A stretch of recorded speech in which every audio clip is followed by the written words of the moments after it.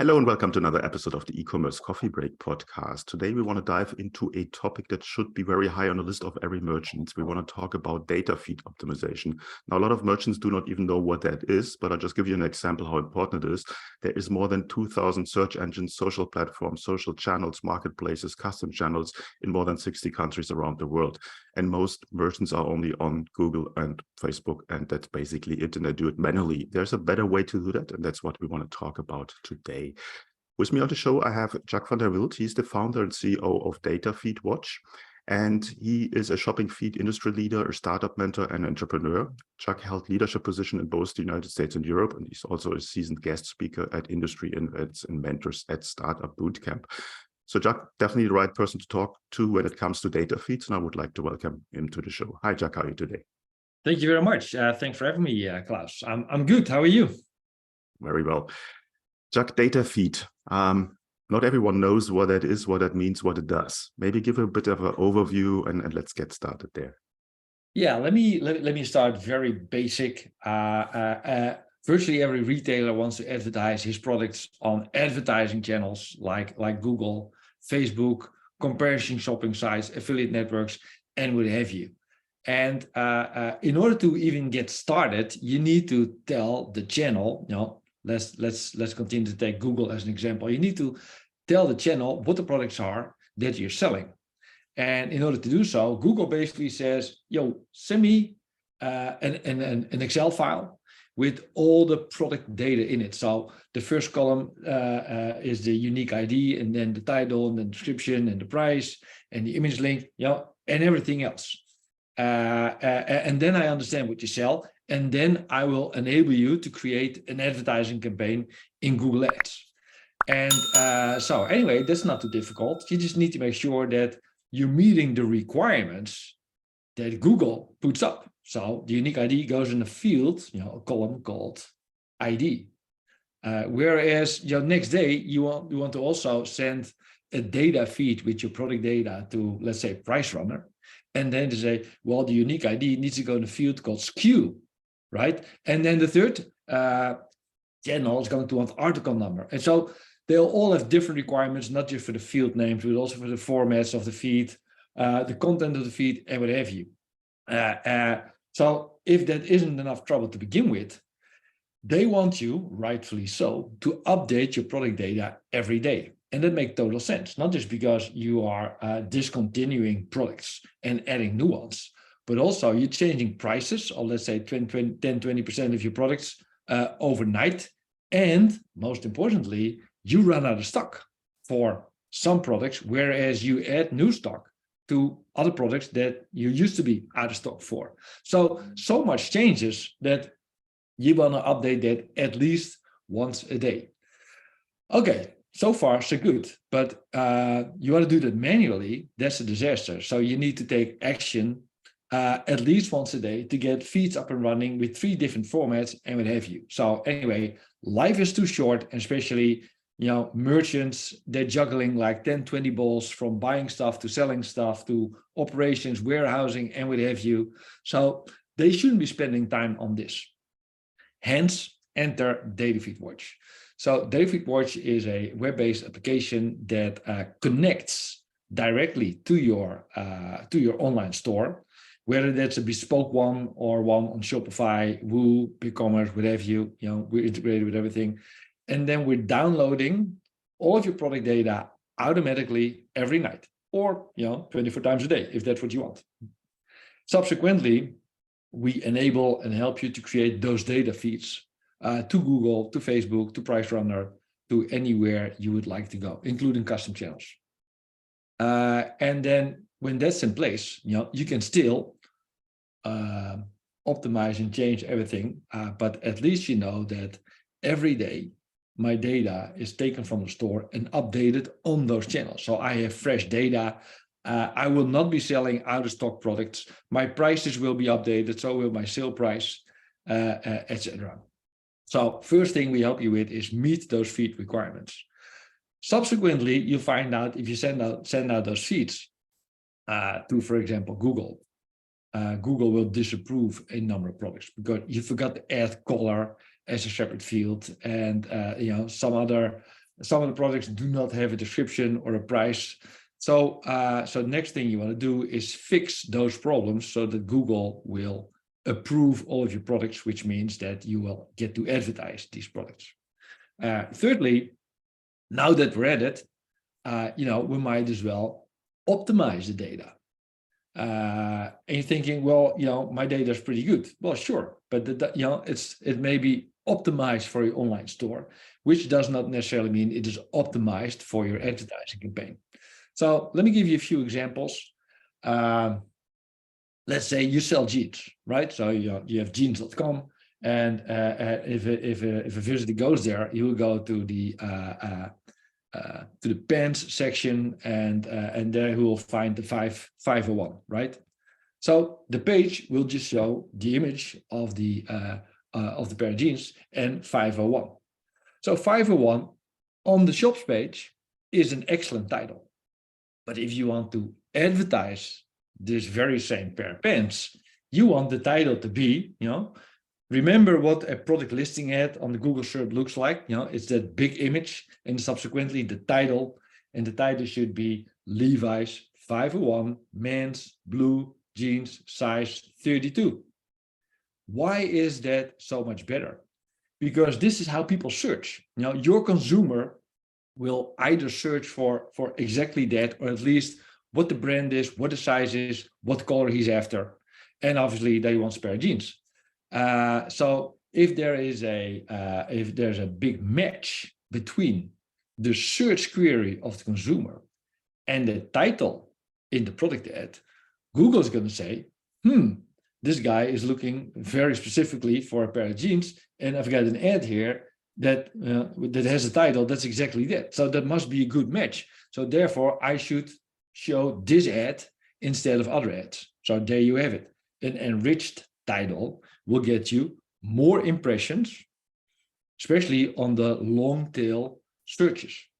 If your ad's out there, the customer is more likely to click it because, hey, this is exactly what he was searching for, right? And after he clicks, he's just more likely to buy because after all, he's getting exactly what he was looking for.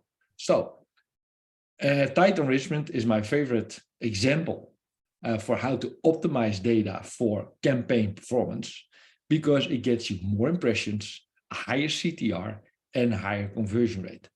And all of that by combining 6 fields for all of your products.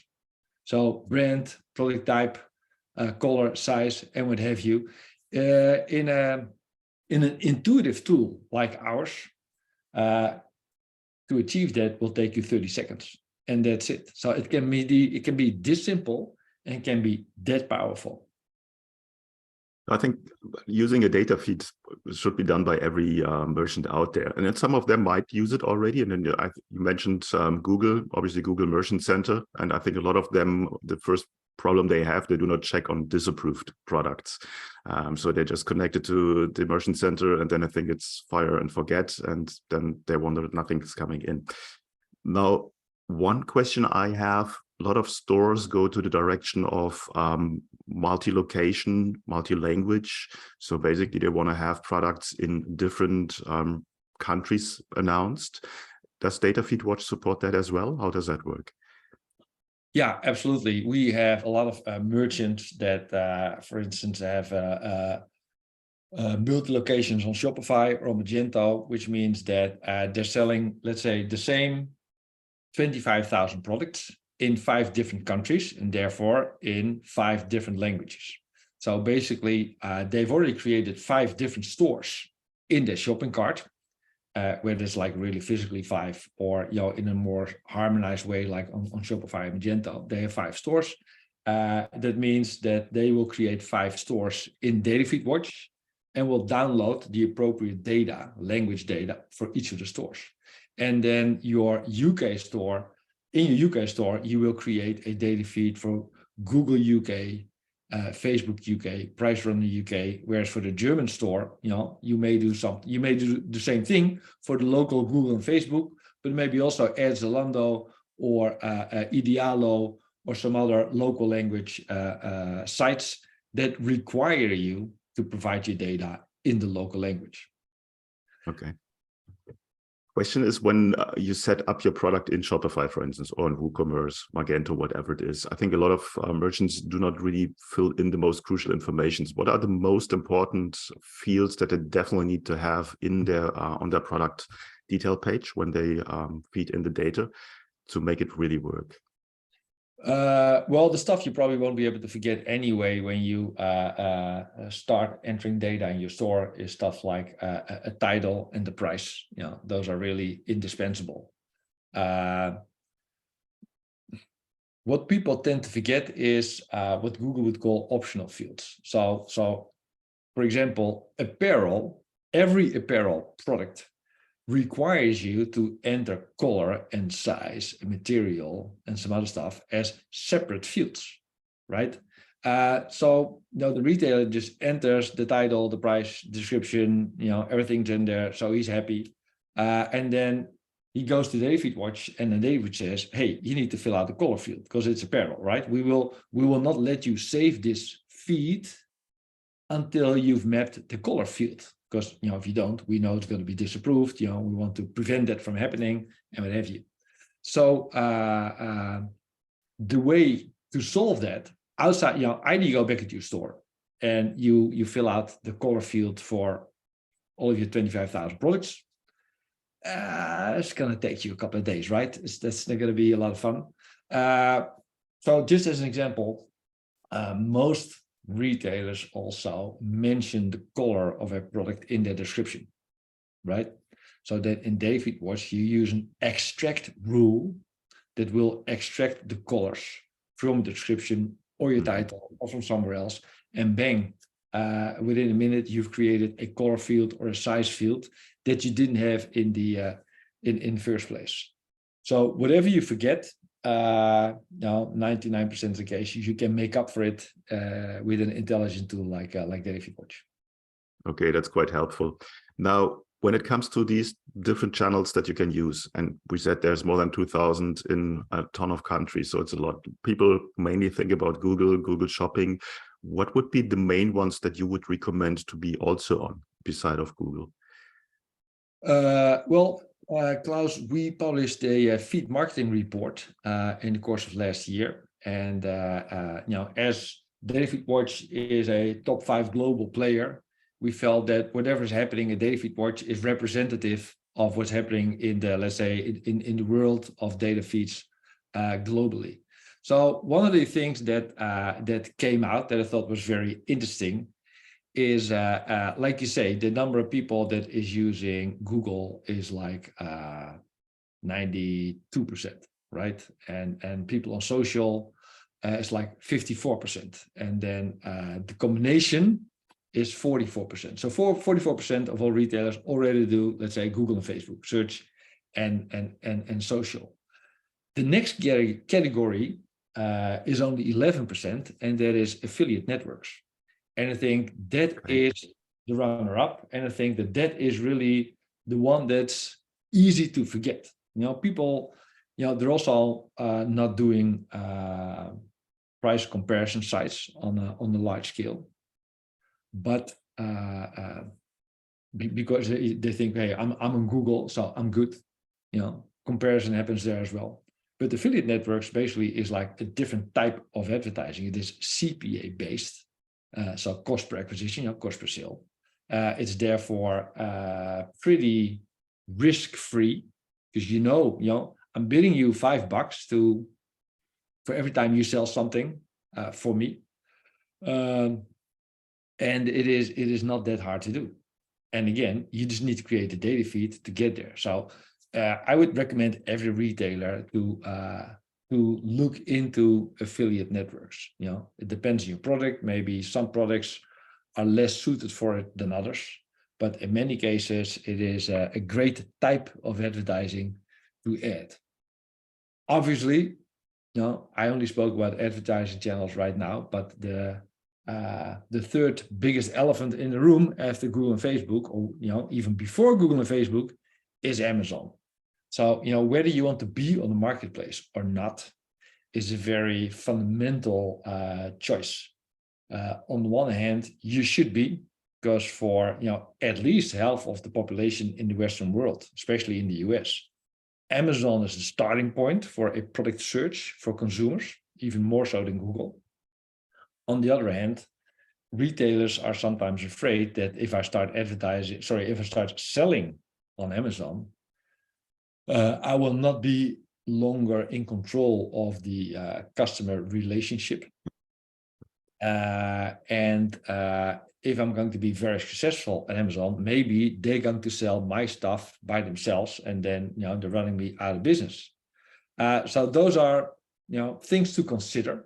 But in terms of where is your consumer, he's on Amazon. He is. She is. It is. So obviously the holy trinity of search, social, and marketplaces, Google, Facebook, Amazon, is the first thing to consider for every retailer. Okay, yeah, I'm 100% with you on the same page when it comes to Amazon. It's a two-sided sword there. Obviously, people go to Amazon with a buyer's intention. So out of the bat, they are already better customers if they buy from you. But you're 100% right. Amazon keeps your data. Amazon can be a risk. And at the end, Amazon is also a very expensive channel if you sell over Amazon, because they take a ton of money from you, from the merchant, to make it work. But nevertheless, you should be on Amazon. I 100% agree on that one. When a merchant wants to start optimizing the data feeds, what kind of homework do they need to do before they can really get started? Before they get started, well, if you sign up to DataFeedWatch, there's not much homework to do, because we have a template-based system, so we're sort of forcing you into the right direction. And if you feel like doing something stupid, we won't let you. Right? We won't let you save a bad feed. We'll show you a feed review if you do save it, so you can see where you go wrong. But maybe homework is not the thing we should be looking for. But what are the kind of what can you do with data feed optimization that will actually improve the results of your campaign? So fixing problems. Is fixing problems. It's not sexy. It has to be done. It's against disapprovals. Then again, mind you, if 20% of your product is being disapproved, for example, because you didn't add a color field, that also has a big impact on your sales, because now you're selling only 80% of your products on Google instead of 100. So fixing problems, fixing disapproval is really super important. And then if you look into optimization, I already gave you the title example, that's number one, but let's not forget the images. Images are not necessarily something that you can optimize within a data feed tool. However, since the image comprises, what would it be, Klaus? 66% of the total space of a product ad. And since humans have become way more visual over time, the image is your killer ad. You do not have good images, forget it. You will lose the battle from your competitors who did invest in good images. And good doesn't only mean that they are without text and they're on a white background and stuff like that. It means they need to be high quality with a lot of pixels, and don't put the article on your kitchen table and use your iPhone to take a picture. Go to the studio and make real beautiful pictures. They are compelling. Spend time on that. And in terms of optimizing your images for your feed, you probably have like an average of 5 images in your feed anyway. Then just make sure that you map your best image as the main image and the rest as additional images. A third one, basically I'm talking out of my own experience, but also by looking at what the DataFeedWatch clientele actually does, right? So optimizing field title is number 1, image is number 2, also because it gets you a lot of errors. But creating custom labels is a third one. So a custom label is something that is in Google and Facebook and some other channels like that. It enables you to put out a bid on something that's not like the ID or the brand or the product type or something like that. So you want to bid on something else, you create a custom label for it. So we see that our customers are creating custom labels for products that are on sale or in a certain category, or they're making a custom label for their best sellers. Makes sense, right? You got your best sellers, you want to sell more, so you want to bid 10% more on that. Also, custom labels will help you to maybe enhance your bidding, right? So you may be selling shoes, and you're selling that at a CPA of, let's say, $15, and you're making profit, and you're a happy camper, right? But then at some point, you drill down in the data, and then you actually see that among your shoes, 20% is like cheap shoes, right? Mm-hmm. And the gross margin after subtracting the $15 CPA is zero or even negative. So you're losing money on the cheap shoes. You're making lots of money on the medium-sized, medium-priced shoes, and then the high-end shoes, you're making a boatload of profit. However, you're not selling that many. So now you can introduce custom labels for, let's say, 3 price categories of all of your shoes. And then you're going to bid less on the cheap shoes. So CPA goes down to $10, you're still making money. Medium price shoes, you're good. High price shoes, you're going to increase your bid. Your profit is going to go down, but your sales is going to skyrocket. And altogether, you're making even more money than you did. So drilling down in the data and using custom labels to optimize your bids, that's also a way to get really profitable. Okay. I think there's a ton of golden nuggets that you just mentioned there to really make it work. Tell me a little bit about the pricing on the setup and the onboarding. How does that work?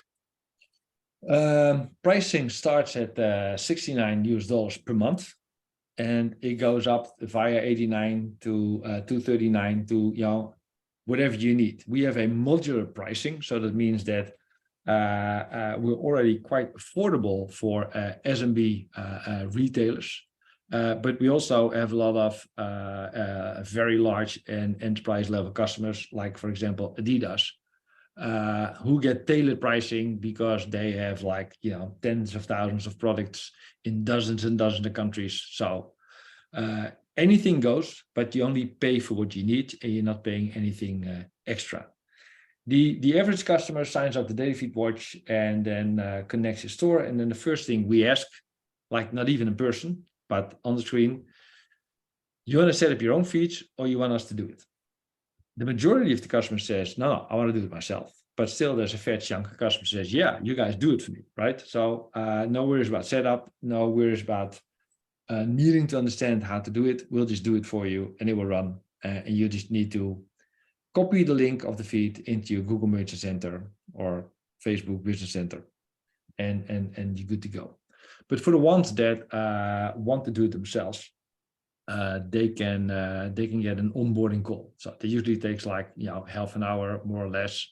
DataFeedWatch is very intuitive, so it's easy to explain what to do in order to optimize your feed. By the end of the call, we probably mapped your first feed. You can probably instantly copy it to the next channel, and you're good to go as well. Lastly, since I use the word tool a lot, DataFeedWatch is a tool. You need to do it yourself. But like I said, we do onboarding, we'll do it for you, anything you want. Most importantly, I will say 50% of what we do is the tool. The other 50% is support. So we provide support almost around the clock. First response time is often less than 30 seconds. So with a single click, you're talking to somebody who will instantly solve your problem, advise you how to create a custom label, discuss with you what to exclude in order to be more profitable, and what have you.